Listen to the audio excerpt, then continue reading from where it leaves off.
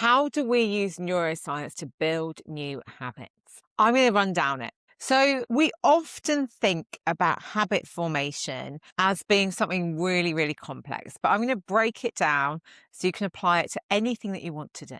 So first of all, one of the things that we seem to forget is make it fun. When we do anything that is fun, that we get pleasure from, our brain releases dopamine. When we anticipate or perceive that we're going to get some dopamine, we repeat a behavior. So a very, very simple rule of thumb is think about making the process fun. So making it something that you enjoy, or thinking about the end reward. Now, for some people, that is a physical reward. One of my favorite studies around habit formation was done in Germany. And what they did is they had a few groups of people. And one of the groups, it was all about exercise. Every time they exercised, they gave themselves a piece of chocolate. So the brain starts to associate exercise with pleasure, exercise with joy. And so that you want to repeat the behavior. So this therefore embedded the behavior, and over time, the group that had the chocolate actually continued to exercise more than any of the other groups. So our brain will associate the reward with the behavior.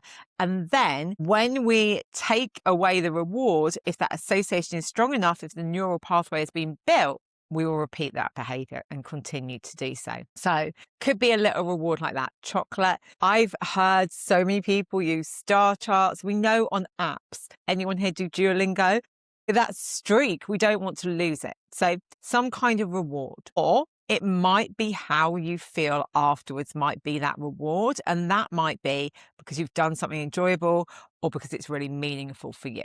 So either it's reward, or it's something that you enjoy, or it's something that's meaningful and aligned with your values.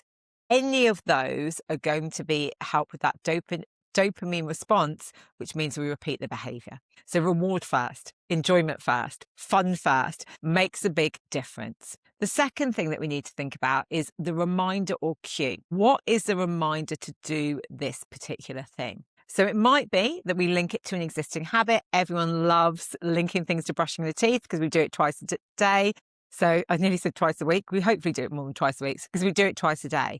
So maybe it is after we brush our teeth, then we do some squats. When we brush our teeth, we stand on one leg. That's what I do. But really then it's about creating a new rule and a new association in your brain. When I do this, then I do that. After I do this, then I do that. So we can definitely use that as a cue. We might also have another cue.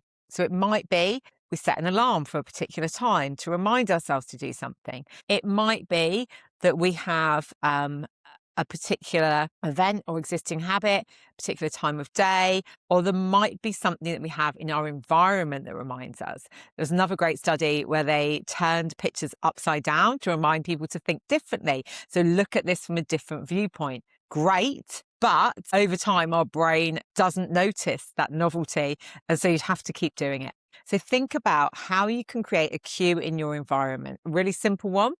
If we don't want to look at our phone as soon as we wake up, don't have our phone by our bed.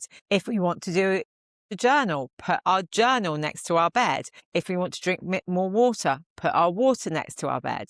I remember years ago, I had a client and they were in a very stressful period of their life and they were drinking probably about 8 to 10 cups of coffee a day. And we looked at, okay, so when they go and make a coffee, when they're at the coffee machine, have a glass of water. And that simple thing, so again, that was a habit stacking rule, but also a cue rule. When I'm here, reduced their coffee intake to about 3 or 4 a day, and they were hydrated. So they felt so much better. So doesn't need to be anything hard. So think about the reminder, the cue, the prompt, and the reward.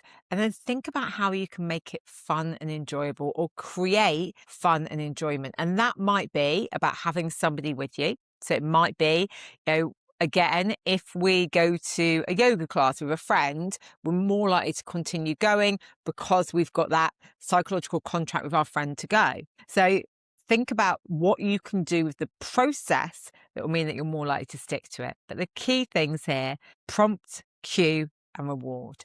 And however you do that is going to be supporting you to build those new neural pathways. Now, We know that we're more likely to repeat a behavior if we get that reward, if we get that dopamine. But the second thing that you really need to think about is actually repetition.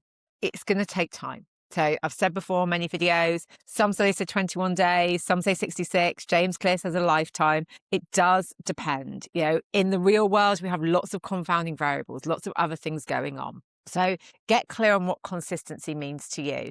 It might not be every day, but if it's not every day, is your cue strong enough to remind yourself? I was listening to a podcast recently and it was saying only ever skip one day. It was talking about exercise. And I thought, I love this concept that we're allowing ourselves to skip one day. So I'd like you to think about how can you create a rule like this? It's okay to skip a day.